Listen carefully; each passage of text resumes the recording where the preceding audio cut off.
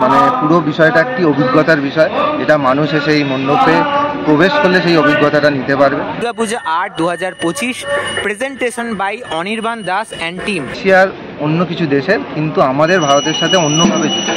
সেই যে কি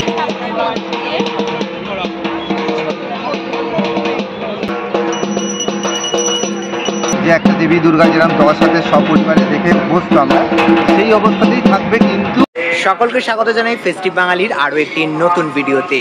দেখতে দেখতে কাউন্টডাউন তো চলছে দুর্গাপুজোর, তার সাথে সাথে কলকাতায় এক এক করে দুর্গাপুজোর যে শারদ সূচনার অনুষ্ঠান সেগুলো এক এক করে এগিয়ে চলেছে। আর এই মুহূর্তে রয়েছি দক্ষিণ কলকাতার একটা জনপ্রিয় জোন, সন্তোষপুর জোন। আর এই সন্তোষপুর এলেই মানে সবচেয়ে বিখ্যাত দুর্গাপুজো যদি বলি সন্তোষপুর বা দক্ষিণ কলকাতার, তাহলে সন্তোষপুর লেকপল্লির কথা তো অবশ্যই আমাদের একদম শীর্ষস্থানে উঠে আসে। আর আজ সন্তোষপুর লেকপল্লির খুঁটি পুজোর মাধ্যমে তাদের এবছরের শারদযাত্রার শুভ সূচনা হতে চলেছে। আর এই মুহূর্তে একেবারে লেকপল্লির সামনে এই যে মন্দির, এই মন্দিরের পাশের রাস্তাটাই কিন্তু চলে যায় সন্তোষপুর লেকপল্লির দিকে। গত বছর একটা অসাধারণ মণ্ডপ এবং প্রতিমা দেখতে পেয়েছিলাম সন্তোষপুর লেকপল্লিতে। এবছরের খুঁটি পুজো কীভাবে সেজে উঠেছে চলো তোমাদের ঘুরে দেখানো যাক। ঘড়ির কাঁটায় প্রায় 4টে বেজে গেছে আর এই মুহূর্তে আমরা এসে উপস্থিত হয়েছি Santoshpur Lakepally. Durga Puja art 2025 presentation by Anirban Das and team. আর এই যে সোজা রাস্তা, এটা একদম কিন্তু আমাদের যাদবপুরের দিক থেকে আসছে, আর এই সোজা রাস্তা আসছে ইএম বাইপাসের দিক থেকে। ঠিক এই সংযোগস্থলে এই মন্দিরের ঠিক পাশের রাস্তাটাই চলে যায় একেবারে লেকপল্লির দিকে। ঢাকের বাদ্যি বেজে উঠেছে ইতিমধ্যেই এবং আমরাও কিন্তু এসে উপস্থিত হয়েছি একেবারে সন্তোষপুর লেকপল্লির প্রাঙ্গণে। আর আমি যেটা দেখতে পাচ্ছি সন্তোষপুর লেকপল্লি খুঁটি পুজো 2025 দুর্গা আসার পালা, আর মা দুর্গার আবাহন জানানোর প্রস্তুতিও কিন্তু শুরু হয়ে গেছে লেকপল্লিতে। এই মুহূর্তে রয়েছি সন্তোষপুর লেকপল্লির একেবারে পুজো প্রাঙ্গণে। ঠিক এই মাঠেই তাদের প্রত্যেক বছরের পুজো সেজে ওঠে, আর এখানেই তাদের যে খুঁটি পুজো সেই পুজো বিহিত কাজ চলছে। আজকে তাদের খুঁটি পুজোর মাধ্যমে 25শে শারদযাত্রার শুভ সূচনা।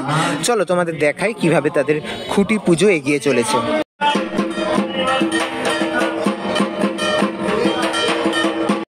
মঙ্গল খুঁটি যাকে কেন্দ্র করে গড়ে উঠবে তাদের গোটা মণ্ডপ, আর সেই খুঁটির পুজো করার পরেই কিন্তু তাদের মণ্ডপ নির্মাণের কার্যে শুভ সূচনা হতে চলেছে। আর খুব সুন্দরভাবে সাজানো হয়েছে কিন্তু।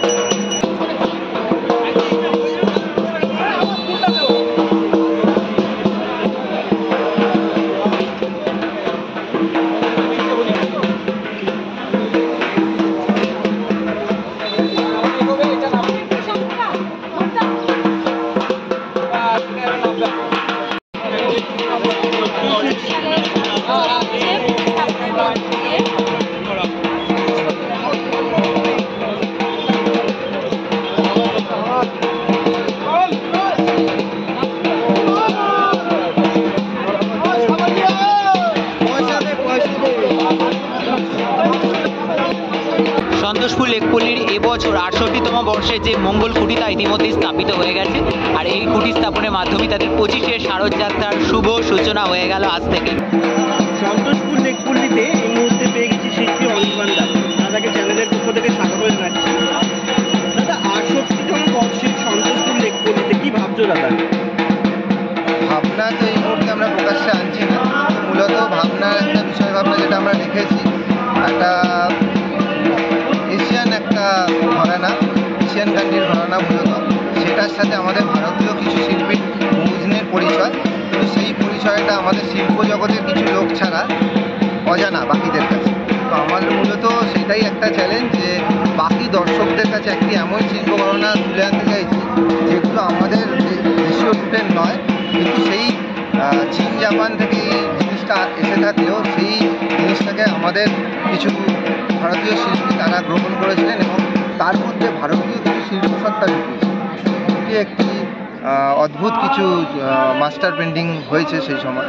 তো সেই সমস্ত যে বিষয় ভাবনাগুলো নিয়ে এবছরে আমরা মূলত একটু ভেবেছি, তার সাথে তো একটা অন্যরকম অভিজ্ঞতার জায়গা তৈরি করা হচ্ছে, যে কারণে আমরা এই মুহূর্তে আমাদের ভাবনাটাকে প্রকাশ করছি না।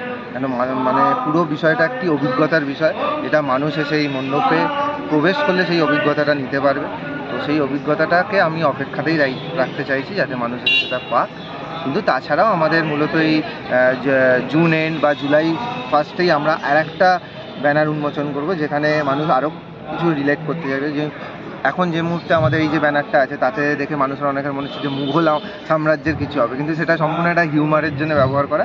মুঘল আমাদের কিছুই থাকবে না, কিন্তু ওই যে বললাম যে রুটটা এশিয়ার অন্য কিছু দেশের, কিন্তু আমাদের ভারতের সাথে অন্যভাবে যুক্ত।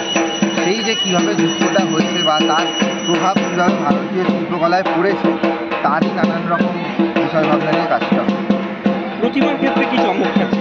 প্রতিমার ক্ষেত্রেও একটা অদ্ভুত চমক বলতে গেলে, মাতৃ প্রতিমাতে আমরা কোনোরকম এক্সপেরিমেন্টাল জায়গায় যাব না। মানে মাতৃ প্রতিমার রূপ অনুযায়ী যে একটা দেবী দুর্গা যেরকম দশ হাতে সপরিবারে দেখে অভ্যস্ত আমরা, সেই অবস্থাতেই থাকবে। কিন্তু অন্যরকম এই কারণেই বললাম, যেহেতু সেটা কোনোরকম কাঠ, মাটি বা কোনোরকম ফাইবার, কোনো স্ট্রাকচারাল ফিগারেটিভ কোনো ব্যাপার স্যাপার থাকবে না, কিন্তু মায়ের জায়গাতেই থাকবে। সেইটাও একটা অভিজ্ঞতার জায়গা হবে, যে সমস্ত দর্শকরা যখন আসবে তাহলে বুঝতে পারবে। কাজ কবে থেকে শুরু করছি?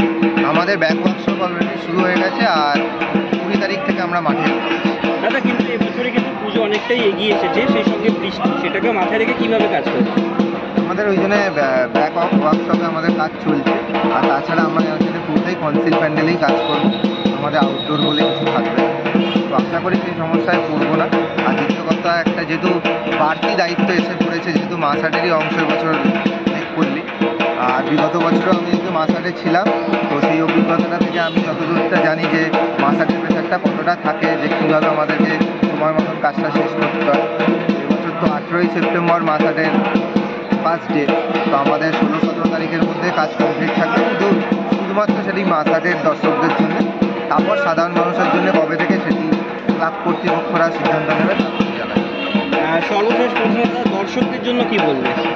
দর্শকদের জন্য এটাই বলবো যে দেখুন, সমস্ত শিল্পী তো চায় অন্য কিছু দেখাতে, আমিও সেই লড়াইয়েই আছি অন্য কিছু দেখাবো। কিন্তু এটা বলতে পারি বিগত বছরের সমস্ত অভিজ্ঞতা থেকে, যে আশা করি এতদিন যে ভালোবাসাটা দর্শকদের থেকে পেয়ে এসেছি, বা আমাদের সমস্ত ক্লাব পরিচালক যত আরও নানান ক্লাব আছে তাদের থেকে যে সমর্থনগুলো পেয়ে এসেছি, একটা কাজ করার সুযোগ, যে আমাদের তো একটা বিষয় ভাবনা অ্যাকসেপ্টেন্সেরও জায়গা থাকে। তো আজকে এই দিনে দাঁড়িয়ে বলি, যখন আমাকে সমর্থন করেছে আমার বিষয় ভাবনাটাকে উপস্থাপনা করার জন্য, তো আশা করি তাতে নতুনত্ব কিছু একটা আছে। তো দর্শকদেরও অনুরোধ করব সেই সমর্থনটাকে এসে দেখার জন্য এবং অভিজ্ঞতাটা নিয়ে যাওয়ার জন্য। অনেক ধন্যবাদ দাদা, শারদীয়ার আগামী শুভেচ্ছা।